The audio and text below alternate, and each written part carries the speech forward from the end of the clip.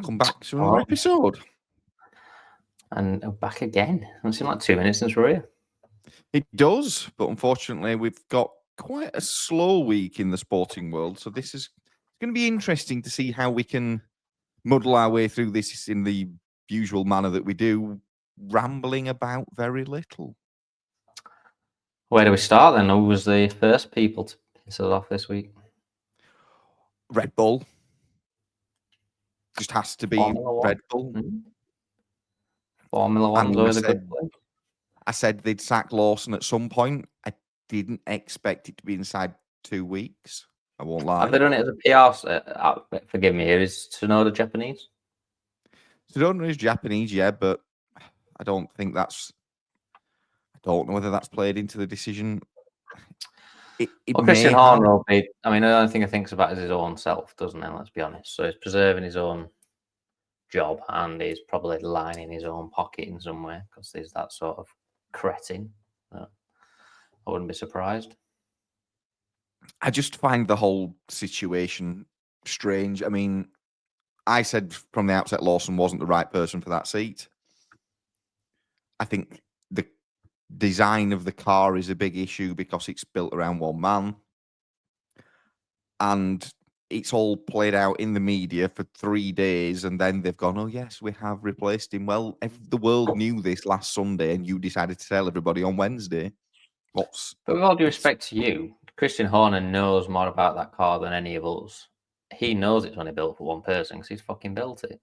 Yep. So we're back to this again, aren't we? We're just like managers thinking we're going to change it. Does he just think changing this driver over and over again is going to change the problem? Or is there not just a point where you just think, well, someone's got to drive it, just put someone in it? Yeah, so this is where I'm at with it now. They've either got to change the car and accept the fact that then that slows Max down, which is pointless, or you've got to accept that the person you put in that second car will struggle and you've got to deal with it. You've made your bed, lie in it, so pick one of your two options. We're back to being Manchester United, Tottenham. You know, we're just changing the parts that aren't the problem, hoping that we just land on a manager or a driver that can actually do the same thing. And then I didn't agree with the statement that Horner made about, oh, we've done it to protect him and we're sending him back to progress. The biggest critics of Lawson have come from within his own team. Well, they've thrown him under the bus in the first place. He was never the right choice. The Red Bull driver program is failing because it's not producing the right drivers, or it's not producing the right drivers for the car they want to build. Let's put it that way. Yeah. So we've built a car around a certain driving style, which works because it's won them 4 consecutive world championships. But then you're wondering why there's only won them 2. They cheated on 2 of them. By the record books say they've won 4. And they're now surprised that 99% of the racing world cannot drive that car. Well, you should know this because Max has a very specific driving style, and there isn't many people. It happens in a lot of teams as well, doesn't it? There's a reason why generally one driver is better than the other when he's been there longer, because every car is going to be built to the driver that's been there the longest type of approach. That's quite normal, isn't it? It is, yes, but Max's driving style is so extreme that we've seen it happen to Gasly, Albon, Perez, Lawson, and I have a sneaking suspicion next weekend, come the early hours of Saturday morning for me, mid-afternoon for you, Yuki Tsunoda will have qualified behind Liam Lawson. Because Lawson will have gone back to a car that is fundamentally easier to draw performance from. It has a lower ceiling. Totally make a mockery of what they've done then, wouldn't it? I mean, that's worse. I mean, surely Christian Horner's saying to Liam Lawson, whatever you do, do not out-qualify Yuki Tsunoda. But Hajar may do it. They both may do it. One of them making a call to the team and saying if you out-qualify him, there'll be fucking paint all over the walls. I mean, it's literally going to make him look like the biggest idiot never no more. I mean, he is the biggest idiot never no more, but the world's going to see it, aren't they? It would just prove the point that they've tried to deny for years on end that they don't just build this car for one driver. They do own it, accept it. That's fine. Publish the reasons why you do it. I'd build it for one guy if it was as good as Max were. I don't give a shit about. I just said to the guy in number 2, tough shit, mate. You've got to see it, drive it, and if you're not good enough, I'll move you on. But they come out with some bullshit that they come out with, like they're being the bigger person saving Liam Lawson's career. I mean, it's pathetic. They're saving his career by being the ones that ruined it in the first place. So don't then come and be the saviour afterwards when it's you that's caused it in the first place. Horner's trying to save face, isn't it, by basically giving it the line that everybody knows he's going to come out with. Again, the only people that weren't expecting people to be shocked was him. We all knew what were coming. Yeah. I mean, I gave Lawson sort of probably 7-8 races in theory before I thought he won't be good enough. I mean, I said it back end of last year. He isn't good enough. He isn't the answer. It's been made worse by the fact that the car isn't at the pinnacle of the sport right now, is it? It's not the best car out there, which means the double whammy, because Max is not picking up 25, 26 points every weekend. He's only picking up late teens. The problem with that car is it is fundamentally a very quick car, but by the same token, it's fundamentally a very difficult car. So unless you are at the pinnacle of the sport, you will not get any performance out of it. It is very good. It is very quick. It is only slightly slower than the McLaren, on par with, or at least on par with, if not better than the Ferrari and the Mercedes, but only in the hands of one man. If you had Yuki Tsunoda and Lawson in that team from the start of this season, the chances are that car is 16th, 17th, 18th, because it is that difficult to drive. So it's a mess of a team. It's a mess of an organization. It's got internal turmoil. It's got 3 men thinking they are God's gift to Formula One that want to be in charge, and none of them can seem to coalesce. But you've got one man that actually is probably God's gift to Formula One that's driving the car, that's saving face for all of them. Because without Max, that team implodes. And if he decides at the end of this season to walk away, that team is in dire straits very quickly. Are we in a strait now, whereas if he doesn't compete this year, he just thinks, fuck it, I'm off? Because he doesn't get on with a lot of them, does he? He don't particularly like a lot of them, by all accounts. So is he just going to pack his bags and think, well, I'll try somewhere else? His dad wants him to, from, if you believe what we see in the media, that his dad wants him out of that team because he thinks it's just toxic and not the right environment for him. There's apparently a clause in his contract that says if they've not produced a car that can have him so many points by a certain part of the season, he can walk away anyway. So, right, we've put that clause in. Well, he will. It's a negotiating tactic for the driver that says if you're not giving me a competitive car, I'm off, and I'll go and find somebody who will. But with all due respect to Max Verstappen, it was nobody before Red Bull signed him. Where did he get that clause from? Well, that contract's come since. So he signed a new contract later on, and he's basically managed to engineer that in that says if you're not giving me a competitive car, I can leave. Right. And so they're going to focus more on Max for the rest of the season because they have no choice, because if he walks away, the team's going under. But by focusing more on Max, the second driver gets further and further into the mire because the car becomes less and less drivable.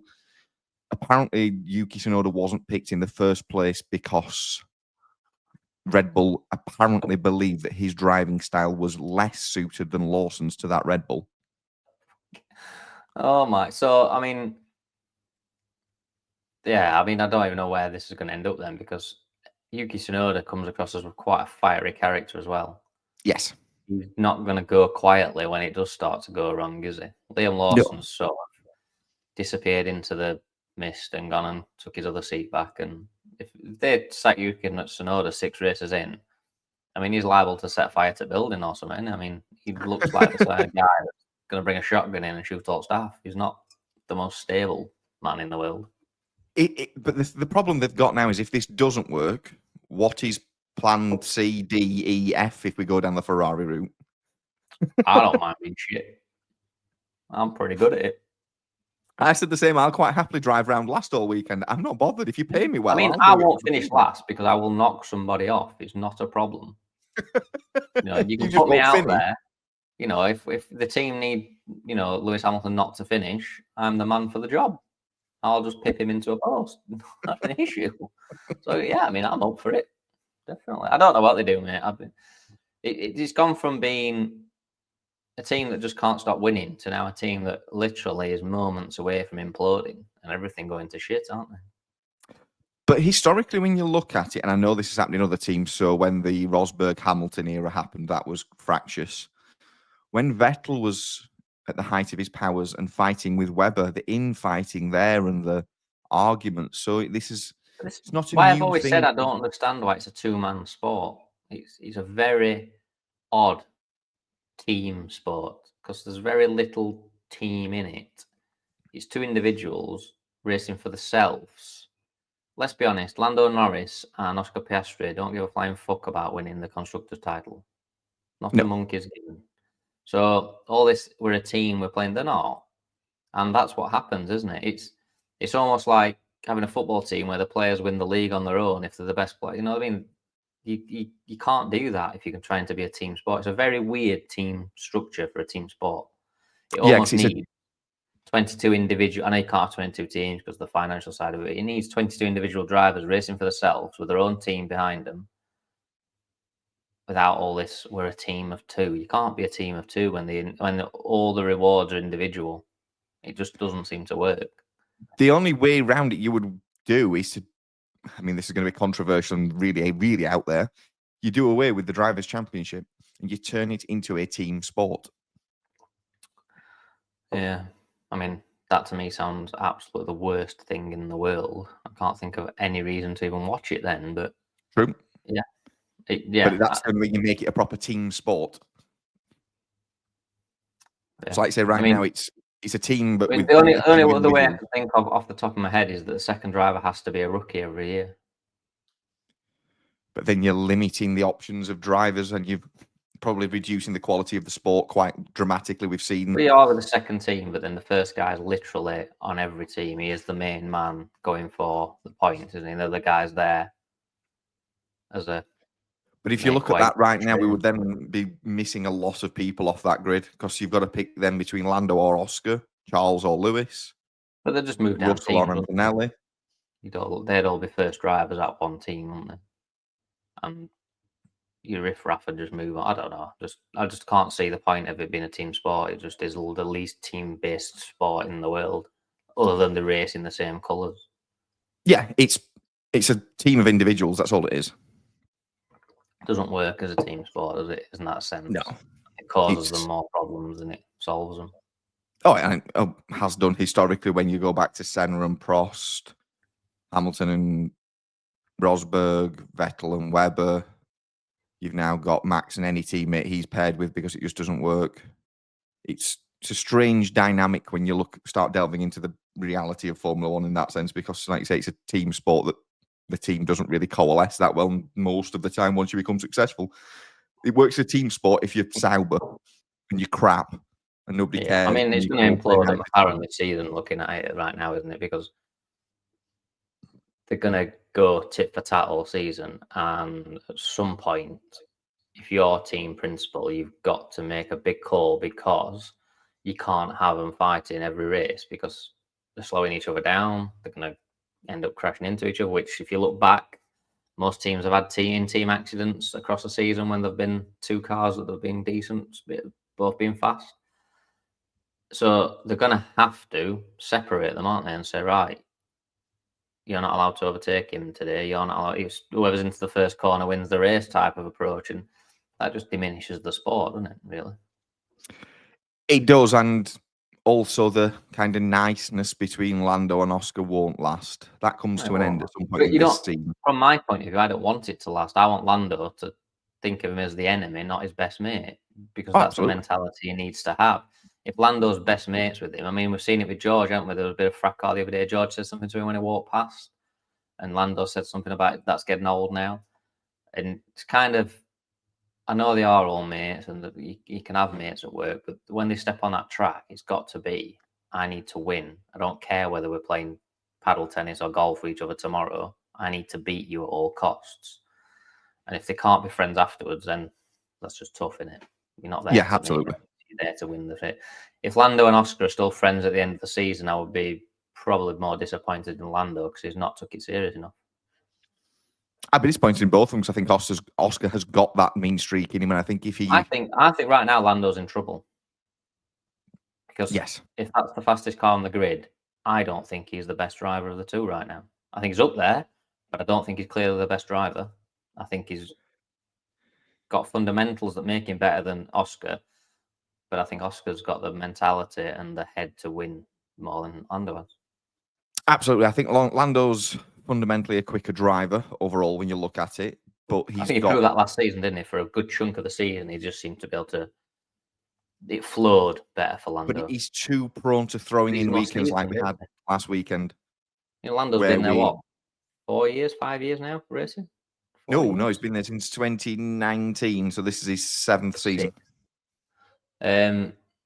He's a more seasoned driver than Oscar, so he's going to have, a better skill set. Oscar just seems to have that natural ability that you've seen in other champions, Max, Hamilton, Vettel, Schumacher, type of approach to the race where he just seems to have the mentality to do it.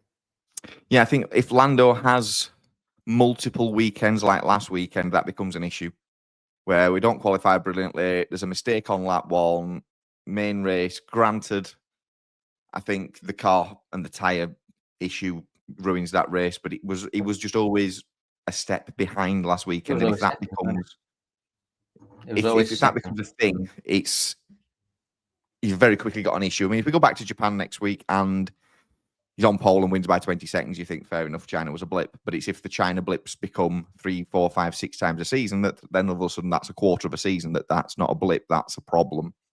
Yeah. And he's not going to get much change out of Oscar, I don't think, when it comes down to him being off the boil. I think he'll be on it to the best of his ability every week. And Lando's got to step up.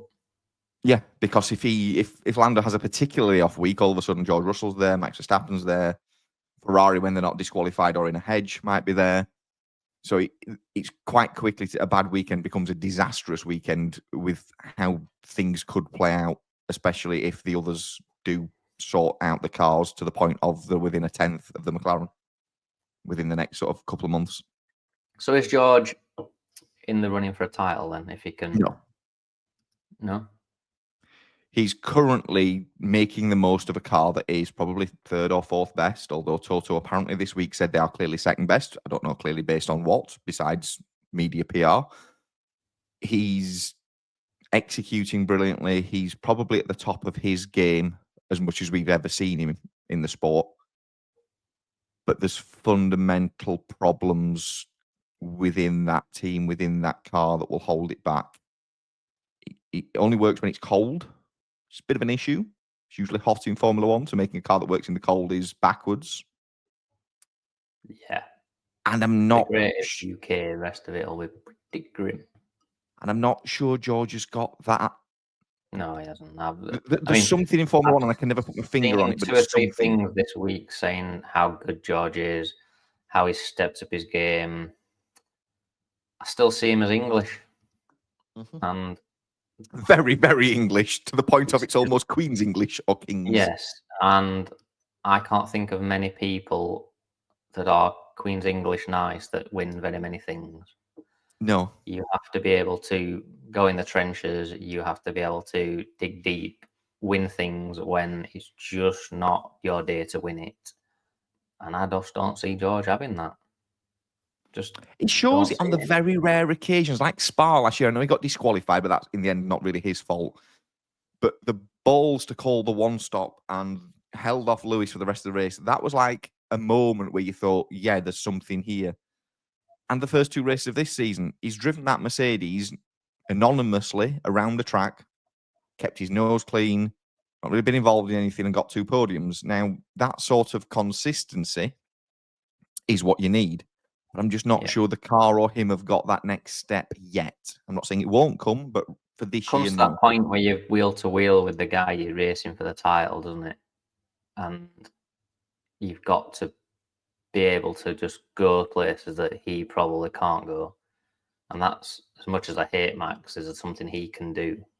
He can block out every other option and just do things that most other drivers wouldn't do to make sure he wins the race. Oh, absolutely. Yeah, he's got that. I don't see that in George at all, that he's going to do that. Max has got the driving traits that were synonymous with Senna and Schumacher. He's that ilk of driver. He's in that sphere of it's win at all costs. He will do it. Move or we crash. I don't care. I'm coming Which, if through you look kind at of any attitude. sports person who's at the top of the game, that's the mentality, isn't it? Yeah. We win, and I'll deal with the furor after. Say I don't like Max. He's not my cup of tea. He's Dutch. So, I'm not a fan of Max in any way, shape, or form. But the guy wins, doesn't he? Yeah. And as much as 2021 will always, until the day I die, irk me, he was never ever going to lose that title without almost killing everybody on the track because he So was willing it's to a go slow the week. mile. So I was thinking of 2021 last week, and we all know the story of it. We all know what happened. I think there's another person partially to blame for what happened in 2021. Is it going to be me? Valtteri Bottas. Valtteri Bottas. I quite So like Valtteri Bottas as well. Perez in the final race was able to hold up Lewis for 9 seconds in a couple of laps to allow Max to be within the pit stop window to stop him pitting. Yeah. Where was Valtteri at that point?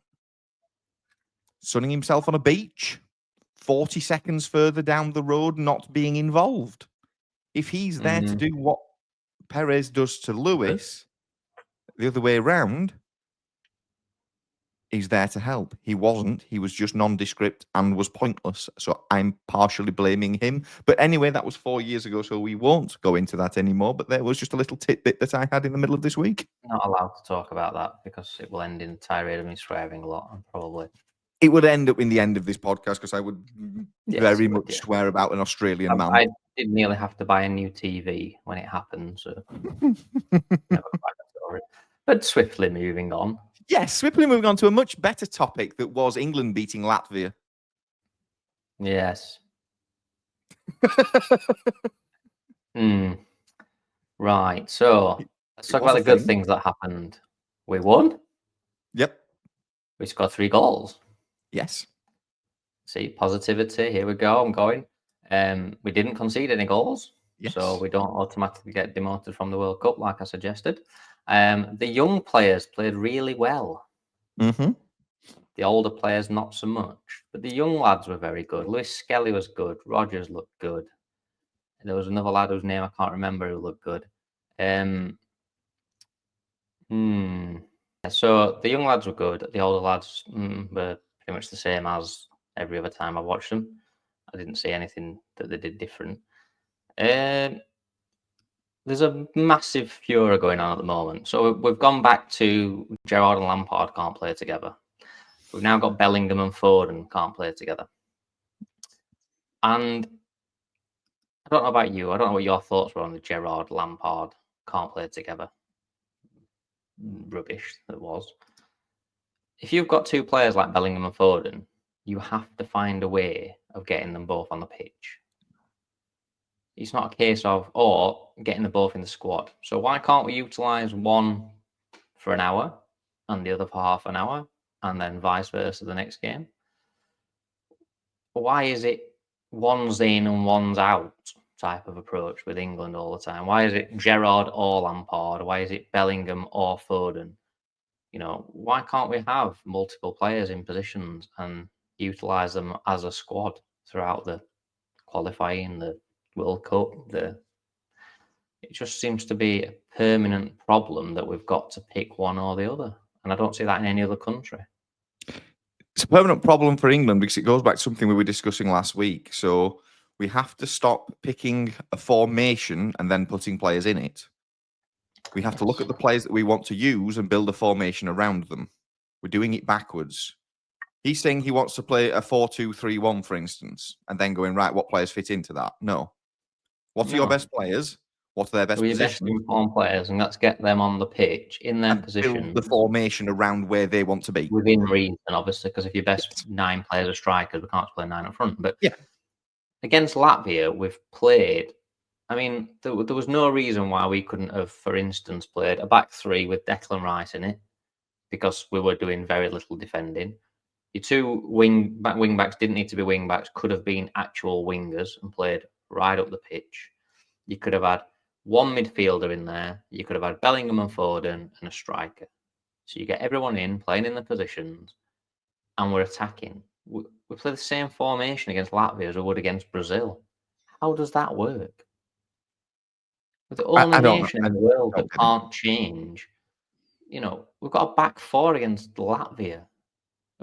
I mean, I don't even understand why you need half of those defenders on the pitch. Put people on the pitch that can play with the ball because we're going to have so much possession. Mhm. You've got two proper old school centre halves playing. To do what? Talk to Pickford and keep him entertained. Or play it again, can I just add? The whole fucking game. So he played both We've of whole. 4 goalkeepers for 2 games and only one of them's played. What an absolute waste of people's time that was. But just I don't know. I look at Latvia and think, well, they're not pretty much going to get very few shots off. Why can't we do something different and at least have a plan B when we do go to this tournament? We don't seem to. We're back to just this is how we play. Everyone knows how we play. We'll play the same way, and we'll get the same results as we always get. Another good thing about something like you've just suggested would be, because it'd be great to have as an option for, I don't know, you're 2-1 down with 10, 20 minutes to go in a World Cup quarter final. What's your aggressive plan B to take the game Swap to your someone right else? back for another right back. Generally, that's what we would do because But like that's you the say, way to win a game. And I know I you'd want harp on 3 about centre this, backs. but if you're a manager and you need a plan B, look at what Fergie used to do. He had more, only because I've watched every game possible, but he could come up with a plan B like that. And yes, all right, it might just be throw 3 strikers on. It fucking worked. How many times have you seen England losing in a tournament and we've got 2 strikers sat on the bench? And I'm like, they can't score as a substitute. Finish the But the right game. back might do. Finish the game with them all on the pitch. If it's 80 minutes and you're 1-0 down, you may as well lose 3-0. Absolutely. It's a knockout. Most of it is knockout football. Go out there and say, right, who's on the bench that can possibly get me a goal? Get them on the pitch. Don't worry about where they're playing. Just get them on the fucking pitch. We don't. It's bring your right back off, bring another right back on. Bring your left winger off, bring another left winger on. It's like you're taking off a guy who could score and bringing on a guy that might score, but we're not. His chances haven't grown by any. No. And it's against Latvia. I'm just thinking you could play 2 centre halves, Declan Rice in front of him as a little triangle of 3. You don't need fullbacks because there's nobody overlapping down the wings. They're sat in 2 banks of 5, basically. Get some width on the pitch and get your ball players in the middle so we can get them on the ball. And we play the same tactic. And I'm like, And then we brought on Jordan Henderson with 5 minutes to go. and even Latvia, I turned it off, actually. I didn't watch the last 5 minutes. Yeah, he came on again. And I'm just like, It's why? like, and what did we learn by that bit? What have we learned about the goalkeeping situation? That we've got Nothing. 4, but we've played the same guy. So if he gets injured to his foot World Cup, we're fucked, aren't we? Because we haven't got a clue to play. We don't know who's going to be best suited to his style. So that we've learned nothing there. Jordan Henderson shouldn't have played. Jordan Pickford shouldn't have played either game. Not because there's anything wrong with Jordan Pickford, because we First don't need sentence him could have to play. also been right. Yeah, we shouldn't have been there at all. But Jordan Pickford should have been there, in case things were going wrong. But he shouldn't have played either game. He should have looked at it and gone, I know Jordan Pickford's my goalkeeper. I don't need him against Latvia or whoever the other freaking team were. I'm going to put in who I think should be my second and third goalkeepers. And they're both going to play a game. And I want to see them play. See how they play. See how they deal with it. Because we're going to have a lot of the ball. So they're going to be able to step out from the box. They're going to be playing as a sweeper keeper. Let's see how they play. No, we'll play the same guy we always play. Fucking fantastic. We've learnt loads there, haven't we? We'll play Kyle Walker. Well, I know what Kyle Walker's game is, and I'm not a football manager. Why did he need to see Kyle Walker play at all in that tournament? He Didn't need didn't. to see Harry Kane. There's so many players I look at and think, even Declan Rice to an extent, we know what you're going to get with Declan Rice, but have you got somebody else that can play the Declan Rice role? No. We don't know. Never fucking try. Let's take him out. Let's put somebody else in. Let's pick somebody else in case Declan Rice is not fit a year from now. Because he's going to have played a lot of games for Arsenal. Maybe he's not fit. If he's not fit, we're going to get to me and go, oh, do we play in holding midfield? We'll try Trent. We'll put Jordan Henderson in. Oh, fucking fantastic. So we've gone back 8 years and we're going to do the same. It boggles my mind that you're playing these teams and we're playing. I don't know whether we're playing the strongest team or as most basics. I can't make out what we were trying to achieve, other than just picking up 3 points, which we could have done with anyone with an English passport, to be fair. We didn't need a footballing team out there. Yeah, it was kind of, it wasn't a team of youth and it wasn't a team of fully experienced that you think this is your World Cup squad. It was kind of somewhere in the middle, but with some pointless And I know he's got additions. injuries, so he can't put everyone out he wants, but why not utilise the games that are pretty pointless to see the young lads play? You know, Eze needs to be starting more, trying to get, is he good enough? Is he not good enough? There's loads of young lads that were there that just didn't get a kick. Well, what was the point? And having injuries is actually the perfect time to then try out all these people, because you can say, well, I don't have my full strength squad. If So it I'm went just wrong, going you say, well, I've got nobody, I've done my best. And, Yeah. you know, if he'd have tried something, you can almost stomach it being a bit of a drab performance and think, well, you've played these lads. But I'm looking there thinking he's played seasoned professionals. We already know what they do, and we've still been bang turgid, average. to use And a it's word like, you've been using quite regularly recently. yeah, what have we picked up in this? We've had 10 days of literally, I don't know. You know, Marcus Rashford's played both games. I don't think he deserves. I don't think he's done particularly bad for us. I don't think he deserved to be playing, because I don't think he's done anything in his last 2 years as a footballer. There's other footballers that have been playing better than him and done a lot more than him in the last 2 years that didn't get a kick. Absolutely. So it's like, but we know what we get with Marcus Rashford. We know if he's on form, he's a fantastic player. He'll get the ball, he'll beat his man, you know, he'll put crosses into the box. But did we need to know any more about Marcus Rashford that we didn't already know? I think your bigger point actually is Kane. So we know what Kane brings, we know what Kane can do. If he goes to the next tournament injured, which I think he went to the last one injured, I stand by it and I still do. Yes, I do. So if we get to the World Cup and he's injured to the point where he can't play, then what? Well, we're fucked, So aren't we've we? not There's blundered a another core, isn't there? striker. If Jordan Pickford's not fit, we don't know which goalkeeper to play. If Declan Rice is not fit, we've got no idea who to play in there. He won't even be able to give you a name. He'll just go, Fred. And if Harry Kane's not fit, same. We've got 3 positions there that we should be working on now, between now and the tournament, to come up with a solution in case we have a problem. Yeah. We know they're going to play. So let's come up with plan B. Because maybe plan B is better than plan A. You never know. You might get a shot. But if we don't try it, we'll never know, will we? But we just don't seem to. We've switched out the players that we're not sure about for players that we're also not sure about. But the players we know are going to play, we haven't tried anyone different. So we've learned nothing, really. We've learned that the players that aren't that good weren't that good. And the ones that have come in that we didn't really think were very good weren't very good. And England are pretty turgid to watch. Yeah, it's surprising how we've brought in a continental manager that you'd think would bring in totally new ideas, and he's basically turned up with exactly the same ideas that we've had in Gareth Southgate, Steve McLaren, Like Roy the FA have Hodgson. given him the playbook, like an NFL style playbook, and said, "This is how we play. Could you just implement this, please?" And he's gone, don't try and be good or entertaining. I'm like, this is not. I mean, there's a guy that keeps tweeting about how he's so happy that we're now playing 5 at the back. We didn't. Well, this is what I had to rewatch the first game because I thought, well, have I missed that? But we didn't play 5 at the back at any point in either game, as far as I can tell. And he's a well-known journalist as well who keeps tweeting about this. And I'm like, am I watching a different game to you? Because I'm pretty sure in the first game we started with Kyle Walker, 2 centre halves, and Lewis Skelly at left back. Yeah. And then did Livramento play the second game? Can't remember. I genuinely can't remember who played the second game, but I'm pretty sure both times we played 4 at the back. Went home, didn't he? He probably did. But I'm pretty sure both times we played 4 at the back, not 5. 4 at the back. And I thought, well, I've missed this if we play 5 at the back. Because even that, I can think, well, trying something different. Does it work? Does it not work? It may work against certain teams. It might not work against other teams. But at least have it in his locker if we need it. Yeah, because I think he played it at Chelsea. As much as some people will say you shouldn't set up your team against your opposition, you set up what's your best. I think you've got to have multiple ways of beating a team. Especially when you're England.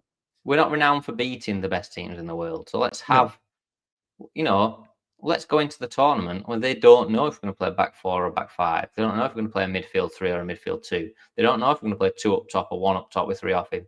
Let them think about that. Right now, every team in the world knows what England are going to line up like. I mean, I do without even seeing the next squad. That there'll be 4 at the back, there'll be 2 holding midfielders, and there'll be 3 wide. Well, there'll be a 3 and a 1. That'll be it. But we know that. Then Brazil, France, Italy, Spain, Germany are going to know that. They can rehearse our setup, can't they? Let's give them something to think about, and at least put 10% doubt in the mind that we might go 5, or we might go 3, or we might go something else. We don't. We just don't seem to have that in our locker, do we? Now, carrying on from the George Russell not having it. I'm calling it because I haven't really got a word for it. I don't think the England team have got it either, have they? No, absolutely not. If you go through the team that started the other night, can you tell me a player off the top of your head that would, invert commas, die on the pitch for the country? No. I can't think of one. Can you find me a Stuart Pearce or a Tony Adams or a David Beckham, John Terry or a Terry Butcher or someone like that? Wayne Rooney, even to a certain extent. I can't see one. No, Roy Keane type. We don't have that player right now that when the chips are down and it's bad, you think they'll step up. They'll pull you through it. Beckham, Old Trafford against Greece to get us to the 2002 World Cup. Right now, we don't have a player with the bottle to score that goal. We don't have a player with the quality neither. Look at it, but we don't have a player with the bottle.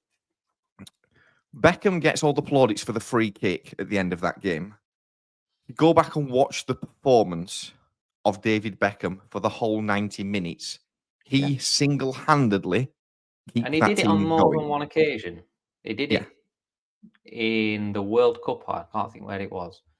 He did it. There was a World Cup game played, and it was exactly the same. He just kept getting on the ball, kept playing, just kept playing and playing. And then when it was going wrong, he just kept playing and playing. And we got through that game, and afterwards you thought, only one man won us that game. Yeah. And I don't... You look back to France, and no matter how Zidane's done it for France, or, your Ronaldinho's have done it for... Just where they get on the ball time and time Ronaldo again. for Portugal. And they just keep going. And it doesn't matter if they miss a penalty or they miss a sitter. They go again. They go again. Or even them that just fight for it, don't they? That person that'll just run the extra 50 yards to make sure we don't concede a goal. We just don't seem to have that player at all. No, because I think we're getting to the point of in the England setup, and I know it's done better in recent times, that the egos are getting in the way of the performances now. They're thinking they're better than what they are. They're all at the big clubs. They're all earning the big money. You've got Bellingham out in Spain, who...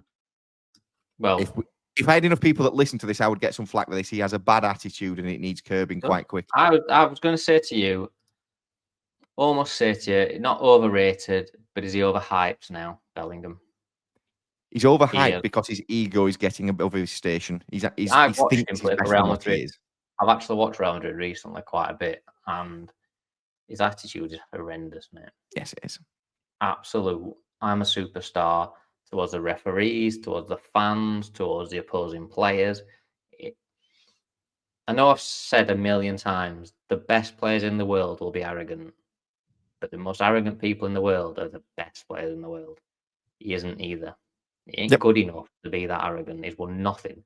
And when I say won nothing, I mean as a person. Real Madrid are always going to win Champions Leagues and league titles.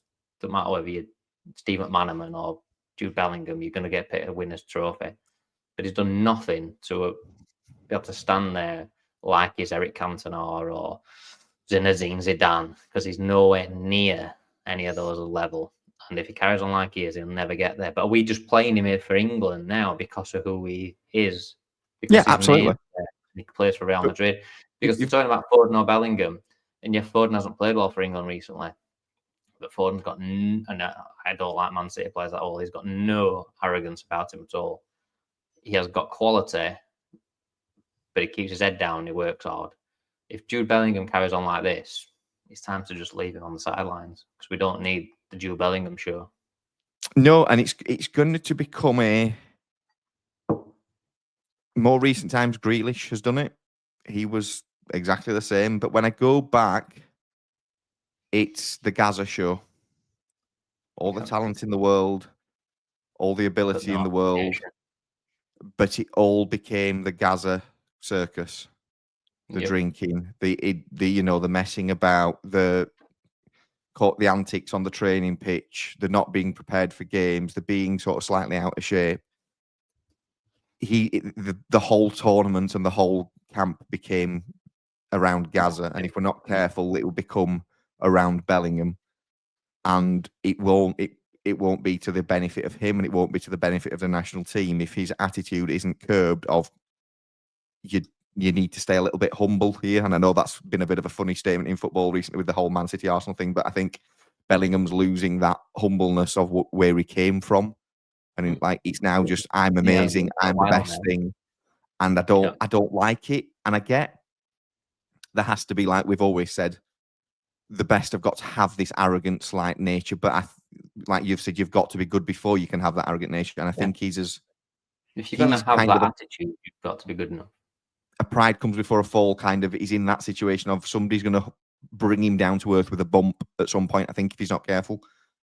Which should be a shame to see because he does have all the talent in the world and he could be a superstar, but you're not a superstar yet. Nowhere near. So go back to working on your game. If you look at the people that play for Real Madrid in that position, he isn't even the same bracket as them. He's not even considered to be in the same sentence as the Zidanes and the likes that have played, the Figos and all these that have played there. He's not anywhere near them. So no. Don't even think you are, mate. Don't even. I mean. Ronaldo's played there, and even the likes of Modric, who've played there for years and years, have just gone about the business and done the job. Bellingham's not there, but he thinks he is. And you see it for England now. He struts around, he's permanently yapping at the ref, yapping at teammates, yapping at the opposition, getting in the face. And he's like, just go and play football. Go and play football like you were doing your first game on the scene. Not like some superstar that you've suddenly decided you are off your own accord. Because again, are the English media partly to blame for this? So the kid's only 21 years old. He was hyped up of the saviours England going into the last tournament, and oh my God, we found a wonder kid. He's gone to Real Madrid. He's going to be the best thing ever. And have we caused? Well, I say we. Has the English media caused this again? Where we do it every time to a young kid. We don't hype anybody up. No, we spend most of our lives pulling them all down. So to our podcast, we bring him down to earth in no time. Yeah, but if you look at Rooney, they have. But we do it all the time. We've done it with everybody through the history of English football. We took Beckham from being the biggest thing in the world to be the biggest villain in the world in the space of 35 minutes, and then built him back up to the stars again. Why do we have to be one or the other? Why can't there just be footballers and report on what they see? And it's what we do, though, isn't it? But it's gone to his head, hasn't it? You've got to say that. Well, whoever's to blame for it, the biggest superstars managed to stay level-headed. And, you talk about Beckham, you never saw a change in him, did you? Whether he was the villain of the piece or the greatest superstar in the world, he stayed level-headed, he played his football. And so many of them, Lionel Messi, I mean, how many times does Lionel Messi do anything that you think, oh my God, he can't do that? He doesn't, does he? Or he never did. Jude Bellingham he wants to be the centre of attention now. And is at the wrong club to be trying to be the centre of attention because he is never going to be the best player at Real Madrid. No, but I think he's at the wrong club in general for somebody who's showing the traits that he is showing, because they will big him up. He needs a Wenger, he needs a Ferguson, he needs somebody that will be firm and stern and keep him in line and will make him focus on playing football.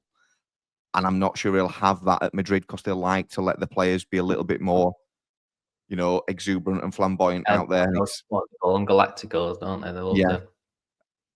I think under a Ferguson-style management, you get the best out of Jude Bellingham because you keep him focused on playing football, which he's damn good at when he actually pays attention to it and isn't thinking he's the world's greatest. Listen, very few players go to Real Madrid that aren't superstars in the making. Yeah. He has all the ability, but he seems to be lacking the application right now to take that ability with him. Absolutely, he is. It will, as you tend to see, and as you said with people like Jack Grealish, I go back to the original days when Chelsea took over, and the amount of players that got taken to Chelsea because they were the next big thing and just disappeared off the face of the earth because they went to Chelsea where the big money was, and that's the last thing they tried to do. I mean, Danny Drinkwater and Steve Sidwell went there, didn't they, at the time? They were all great for their clubs. Sean Wright Phillips went there, and so many players went there because Chelsea were throwing the money around and just disappeared. Ross Barkley went there, didn't he? ruin his career. I mean, what's the lad who went to Man City? The English lad. Oh God, from South. They come from Sunderland. Jack Rodwell. Rodwell, yeah. Yeah, I mean, he's playing out. Well, was playing out in Australia at one bit. I don't think he's playing here anymore. And yeah, just people like that were really good footballers that just let it all go to the head because some big team came in for him, and the career just fell apart. And it won't take long before he gets dropped from Real Madrid and his career's over because he'll just fall off a cliff. Nobody will want him. He'll not be worth a penny to nobody, and that'll be it. That'll be the end of the career, won't it? Absolutely, yeah. And it's we strange. definitely lack a leader for England, or multiple leaders. We need 2 or 3 real leaders in that camp, and I'm struggling to think of 29, 30 players that I can pick 2 or 3 out that are really there. You know, we really do need a John Terry, like I say, Tony Adams, or Stuart Pearce, or Wayne Rooney, and David Beckham, and Teddy Butcher. We need that in there now because we really lack. Yeah, all we've got right now is very talented, but a little bit soft underbelly, I think, is what we are. Because you look at the games we've lost recently in big tournaments, and you just think we needed somebody to guide us through them, don't we? We got bullied out of. Basically, we got bullied from winning what we should have won because we got. I mean, you look at like the Croatia game, and you go through that team in Croatia, and they're not particularly talented. There's 1 or 2 sprinkled, but they've got some lads that would just work so much harder than the lads we got. We're willing to leave every ounce of it on the pitch to win, and I'm not sure we've got that. 4 tournaments, I think there's only 1 game we've lost based on just pure ability, and that was Spain in the last final. They were just fundamentally better. And they still look better now. They're getting better and better again. France just bullied us. Croatia were more intelligent than we were, just in game management. Harder. Croatia just worked harder than us. They were willing to go out there and run 110% for 110 minutes. And we Italy just bullied us. 90% for 90 minutes. And Italy bullied us, because Italy were pretty talentless, to be fair. I mean, they look a bit better now, but they've got Moises Keane playing up front for Italy. The guy went to Everton and couldn't. Honestly, he ended up Wigan at one point. Yeah, Moises Keane, possibly. No, Moises Keane is leading scorer for it. I mean, he scored 2 goals the other day. But they just, I mean, when we played them, that's all they did. They just bullied us. But again, where were the leaders on the pitch to drag us through when we needed it? Yeah, we don't have them, and I don't see them coming through anytime soon, to be completely honest. I just don't see it being a thing. No. But what about the other guy that's off to Real Madrid then? Old Trent. Did you hear his interview where they gave him 4 options? He could win the World Cup. Yes, I did. Premier League, win the Ballon d'Or, or win a Champions League, and he chose to win the Ballon d'Or. It's the same So the same conversation we've just had about Jude Bellingham, insert the name Trent Alexander-Arnold, and it's just a repeat. Yeah, I mean, I think, personally, other than Liverpool not getting a fee for him, Liverpool are good to be rid of him. I don't understand them not getting a fee for him, and I don't understand them not getting a fee for all 3 of them. I'm very confused by this whole situation. Yeah, I mean, it sounds like the other 2 may sign contracts and then move on. It sounds like, definitely Salah looks like he's going to stay. I don't think Salah's been offered the money he thought he was going to be offered in Saudi. But he's 33 years old, whoever he is. Yeah, Van Dijk, if he stays, they've done well to keep him because they've got down to the last 2 months and they haven't got a contract. But Trent, they should have got money for him. People are saying they should have got 6-70 million. If people wouldn't pay that for him, that's their own fault. But I think Liverpool are well rid of him, mate. I don't see it. I don't see what other people see. I'm not saying I don't see his talent. He has a talent, but I don't see that niche where Trent Alexander-Arnold was this amazing player that I just can't spot. I don't know where he plays in the team. I find his talent He's not the best right back in the world. He's not the best right wing back in the world, and he's not the best central midfielder in the world. He has a talent, but it doesn't fit in anywhere for me. He has a talent that's a luxury. He's a luxury player. And at Real Madrid, they can probably afford the odd luxury player. England need him because he can bring something to England. Last 20 minutes of a game, he's got a great cross. He's got an eye for a pass. he can do something that other players on the pitch won't do. But he is not a starter for England because we don't need that player in any of our positions. He's not the best right back for us. He can't play further forward well enough, and he isn't good enough in midfield. But if you're 2-1 down, why not have him there and bring him on? Because he can do something different. But is he going to accept that role? I mean, I don't know what if he goes to Madrid. I'm not quite sure what role he's going to have there because they have Valverde and I can't think of the other right back. Caballos, is it? They are fundamentally better than him defending. Now, I'm an old school football fan. I want my defenders to defend first. That's what you are. Trent cannot defend. There's no bones about it. And I think the problem with Real Madrid is their attacking players don't tend to defend. So he will get found out quickly because he won't have a right winger tracking back, covering for him because they don't. Mbappe is not going to. You're not going to find Mbappe behind Trent and Alexander-Arnold very often. Never. Unless someone's put it by accident. You're not going to find their front three doing any work back. Vinicius Junior has got the work ethic of he's got a great talent, but he is not tracking back and making a tackle in his own penalty box. It doesn't happen. So Trent's soon going to get exposed when he looks for his winger to cover for him, and he's 45 yards further up the pitch than he is. So, yeah, and it's just not going to be a thing. No, I think the only thing Liverpool have messed up on is not getting a fee for him. But other than that, I think they're well rid of him because it's Trent Alexander-Arnold circus. It's just the fact of the money bits. I mean, it's to replace a player of his stature in terms of name and prestige, if you like. They're talking 70, 80, 90 million. They've messed up there, haven't they? Let's be honest.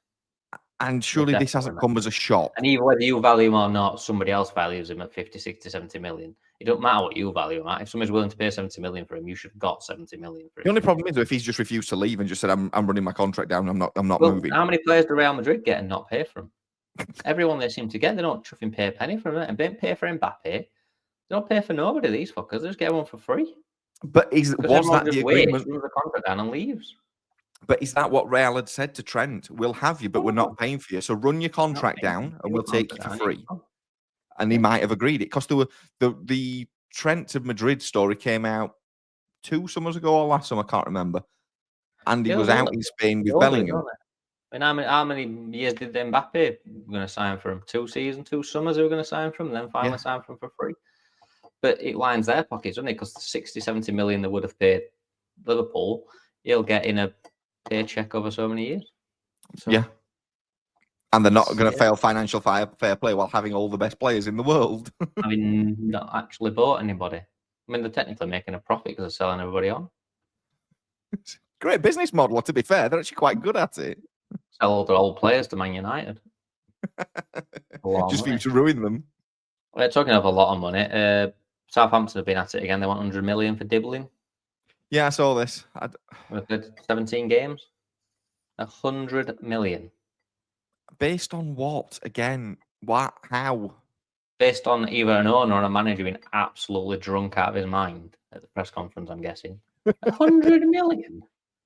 I mean, Simon Jordan said, I think if he got 40 million, they'd be doing well for a guy that's played basically less than 24 games. I mean, he looks a decent little player. I mean, I'm guessing he's English. I don't know why he's not been involved in the England team as well, if he's worth 100 million. Why did he not play? Yeah, because he's not that good. Jordan, he's a decent little player, but he's not at that sort of level. I mean, if you're talking 100 million, you're all of a sudden in the Haaland, Bellingham, best players in the world. If I pay 100 million for a player, he needs to be the best in his position that I can get. Yeah, there's no matter Isak being worth 100 million, one of the best strikers in the world. Dibbling's not even probably the best midfielder at Southampton right now. He's coming on. £1 million? I mean, how strong was the drink he was taking? I don't know, but can I have some? Yeah, I mean, they're going to be relegated in about 3 weeks. Honestly, it'd be worth that 2 conkers and a glass bauble, won't it? I mean, it's in Championship. How can you demand 100? Who's going to pay 100 million for a Championship player? Nobody. Probably got a relegation release clause and he'll walk out for nothing. Go to Madrid for free. Absolutely mental, isn't it? Yeah. And what was the other thing I thought of? Oh, the Club World Cup. your new favourite tournament. They've moved the transfer window. They're closing the transfer window early or late, or I have I some saw other date. this and I was I don't know. confused. So they're opening it early for the clubs that are playing in the Club World Championship, something to do with registration of players, but then they're closing it again and then reopening it again, I think. I see. I didn't read it because I thought, well, this is just ridiculous. I'm not even getting involved in this. Yeah, I read the headline, read about 2 lines. I'm like, I'm bored and I don't care. I've got no interest in the Club World Cup. I've got no interest in you changing the transfer market to then fit in the Club World Cup. That DAZN have paid £2 billion for you to put on streaming. That I don't care. I literally No. do not care about Manchester City playing Uriah Red Dragons Is in it California on at this 2 summer? a.m. This summer coming? Yes. Wow. So they're going to play all summer in that, and then they're going to play all summer in America next year. Yes. Wow, what they're happy. And then I think the Club World Cup is it going to be every 4 years? This Club World Cup, I think it's going to follow, isn't it? The International World Cup. So the So how odd do you number qualify for it then? by winning the 1992 FA Cup. Oh, that were Wimbledon. They're in. I mean, I don't know. I don't understand how you can have 4 years worth of teams qualifying for it. I mean, how big is this tournament? You've got every continent giving up teams from their major competitions, Premier League, La Liga, and the FA Cup winners, I believe you mentioned, or something like that, or UEFA It's Cup winners. possible. I don't know. I mean, There's going to be 2,000 teams, isn't it, by the next time it comes up? which they can use the Oceania World Cup qualifying format to get them all there. Well, it's a very simple format. I mean, that was one hell of a read. Nothing like trying to integrate yourself into a new tournament. Live in Australia, I'll try and follow Australia, see how they do it. One that already played 8 games in a World Cup qualifying competition that literally started for everyone else last week. They've played more games than Manchester United. And I still don't know how they've got to where they've got to, because it's the most complicated process in the world. I mean, Getting a man to the moon was less complicated. For listeners and viewers, we're not going to try and describe the qualification process because it's physically impossible. So what I suggest you would all do is, in fact, when Rob puts the show on YouTube, he's going to put a link to the Oceania World Cup qualification process. If you can understand if you can figure out what the fuck's going on in that tournament, because I've got no idea. I mean, literally, if any of them teams make the World Cup, it'd be a miracle, because they'll all still be reading the terms and conditions. Somebody will make it, but they won't know how. Well, no, they're just told they've qualified. I don't know how they've got to where they've got to be fair. Absolutely fantastic. That was a game of football on. There will be very, very shortly. It is. Well, it will have now kicked off the FA Cup quarter-final. Did you watch the other 2 games? I've watched them in full. I haven't watched any of them because I was quite a long watch. Didn't realise it went to penalties, so I've just watched the highlights. See behind me, it's quite bright and sunny in the UK, so I went and enjoyed some outdoor things yesterday and touched grass.